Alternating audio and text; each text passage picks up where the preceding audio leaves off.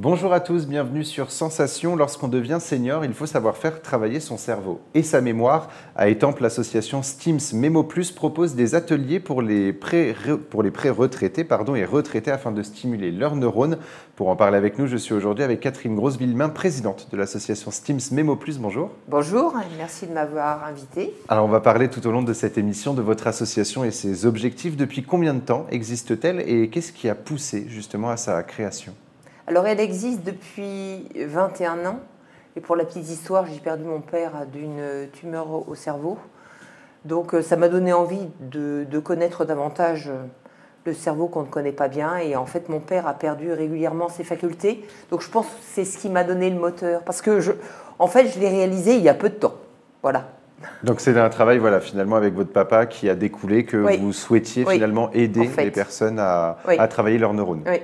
Alors, il y avait une demande forte, selon vous, sur le territoire lorsque vous avez créé cette association et aujourd'hui, notamment de la part des personnes vieillissantes, de suivre ces ateliers ? Oui, alors pour la petite histoire, j'ai vu un neuropsychologue qui m'a dit que c'était une très bonne idée, mais que ça ne fonctionnerait jamais parce que les gens allaient regarder les uns les autres si est-ce que tu réussis, est-ce que tu ne réussis pas. En fait, il s'est complètement trompé. Et comme je suis très opiniâtre, j'ai insisté et ça a bien fonctionné puisque je donne des cours tous les jours.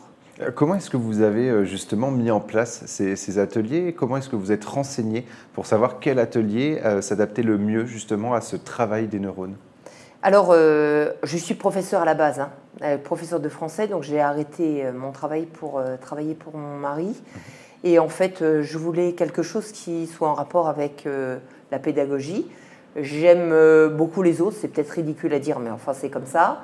À une époque, d'ailleurs, j'avais pensé que je serais peut-être assistante sociale un jour.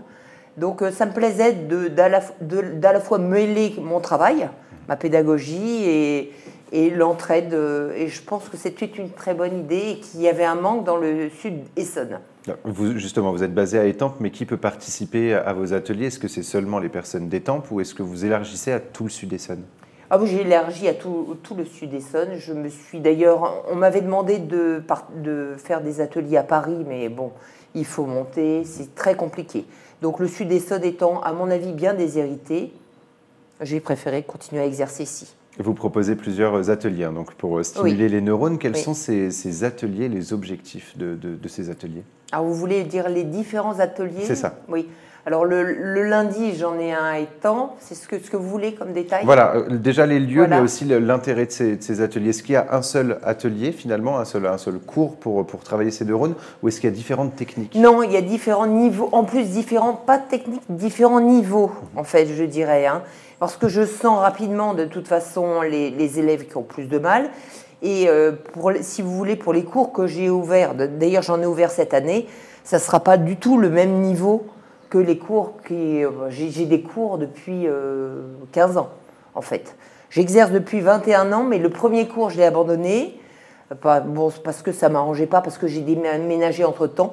Et ce qui se trouve d'ailleurs, c'est que j'ai ceux que je connais depuis 21 ans qui reviennent à mon cours à un autre endroit. Et comment est-ce que vous estimez justement le niveau des personnes ?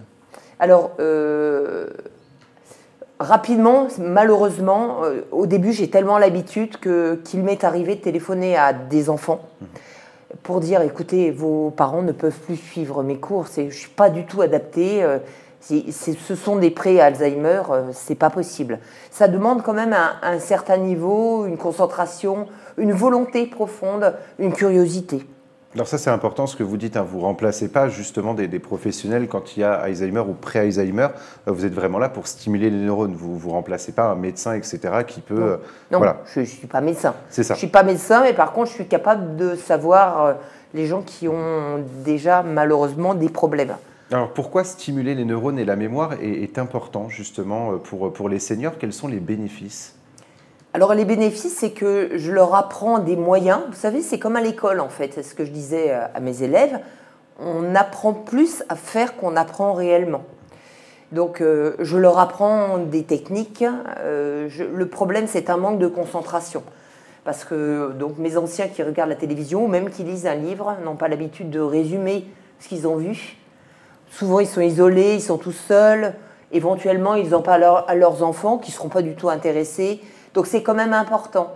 Je garde quelquefois quelques minutes pour que les gens me résument leurs livres, les faits divers, enfin bon, des choses comme ça. C'est quand même très important. Quand on vieillit, justement, l'attention a parfois tendance à régresser. Votre objectif, c'est de travailler justement sur l'attention des personnes âgées? Oui, la concentration. Je dis que c'est toujours le plus important. D'ailleurs, je commence toujours mes cours par une lecture. Donc, c'est l'audition ou une écoute, ou l'écoute d'une chanson. Et je leur redonne un texte à trous ou des questions sur le texte. Donc, ça les oblige à monopoliser leur attention tout au début du cours et donc tout au long du cours. Et l'autre objectif de votre association, c'est de créer du lien social. Comment est-ce que c'est mis en pratique? Écoutez, c'est toujours très dur, évidemment, quand quelqu'un arrive dans un groupe qui est un peu formé, mais en fait, tout le monde a des problèmes, tout le monde a du mal, ou personne ne réussit parfaitement, autrement ça n'aurait pas lieu d'être. Et donc, tout le monde s'incorpore. Pour vous donner une petite idée, j'ai tout de même des personnes qui ne s'habillent que pour venir à mon cours.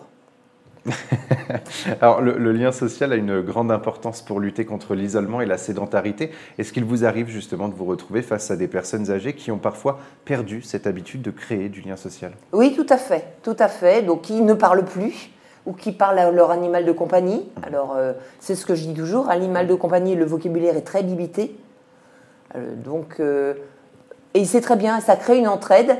Et pour la petite histoire, j'ai même un couple qui s'est créé dans un de mes cours. 2 personnes âgées, enfin, ou semi-âgées, qui se sont rencontrées et qui vivent ensemble. Comme quoi le lien social fonctionne très bien. Oui. De plus en plus de préventions sont faites autour de la lutte contre l'isolement des personnes âgées. Estimez-vous que Stims Memo Plus est une association qui lutte contre cet isolement, en plus de proposer des ateliers ludiques et utiles? Ah ben tout à fait. Alors ça, je vais vous le dire, j'ai une majorité de veuves, parce que j'ai plus de femmes que d'hommes. Donc ça lutte réellement contre l'isolement. Elles ne parlent qu'à mon cours. Donc parce que parler à la télévision, c'est difficile quand on regarde un film, ou même si on commente pour soi-même. Donc oui, ça lutte contre l'isolement, c'est évident. Alors, vous l'avez dit, parler à sa télévision, c'est pas top, et ça n'aide pas justement à faire travailler les neurones. Les neurones travaillent de toute façon quand il y a un échange aussi avec quelqu'un d'autre. Ah bien sûr, bien sûr. Quand on fait travailler son imagination aussi, quand on développe un fait divers, quand on essaye de raconter quelque chose qu'on a vu et qu'on ne sait pas raconter. Parce que j'en ai certains qui veulent me raconter un fait divers qui les a choqués, le terrorisme, etc. Et en fait, qui ont pris seulement quelques bribes d'informations et qui ne savent pas raconter la totalité. Donc ça, je suis persuadée que ça les oblige. D'ailleurs, j'ai un exercice, vous m'arrêterez un jour parce que je suis intarissable. J'ai d'ailleurs un exercice qui les oblige à résumer le texte que je leur ai lu en quelques mots. Et ça, c'est extrêmement difficile. Oui, je comprends bien. Comment est-ce qu'on peut justement participer à l'un de vos ateliers? C'est simple, on vient, le premier cours gratuit, j'accueille avec le sourire la personne et elle reste si elle veut ou elle ne reste pas. La plupart du temps, les gens restent. J'ai à peu près 9 personnes sur 10 qui restent. Donc voilà, ça fait plaisir. Est-ce qu'il y a un nombre limité justement de participants par atelier afin peut-être de vous concentrer sur les participants? Alors au-delà, franchement, au-delà de 15 personnes, ça commence à être difficile. On est une dizaine en majorité. J'ai spécialement un groupe où j'en ai des jeunes et ça va jusqu'aux 95 ans. Et j'ai envie de m'occuper de tout le monde. Donc d'ailleurs, ça me demande une tension et je reconnais d'ailleurs que ce cours qui me fait faire le grand écart est vraiment plus prenant que les autres cours. Est-ce que vous fonctionnez avec des bénévoles? Est-ce que des bénévoles peuvent vous rejoindre, notamment les jeunes? Je sais qu'il y a certains jeunes qui aiment bien s'engager pour les seniors. Est-ce que vous pouvez accueillir des bénévoles? Alors écoutez, avec plaisir, mais j'ai eu, moi, des jeunes qui faisaient des thèses, voilà, et qui sont venus voir comment ça se fonctionnait. Donc ils sont venus me voir dans tous les cours. Donc oui, avec plaisir. Avec plaisir, on les accueillera et ils verront que les exercices proposés ne sont pas faciles du tout. Eh ben, on va en essayer un en off pour voir si ma mémoire fonctionne bien. Merci beaucoup Catherine Grosse-Villemain d'avoir été avec nous sur Sensation. Donc, je rappelle que vous êtes la présidente de l'association Stims Memo Plus. Et pour revoir ou réécouter cette émission, c'est comme d'habitude, ça se passe sur notre site, notre chaîne et notre application Radio Sensation.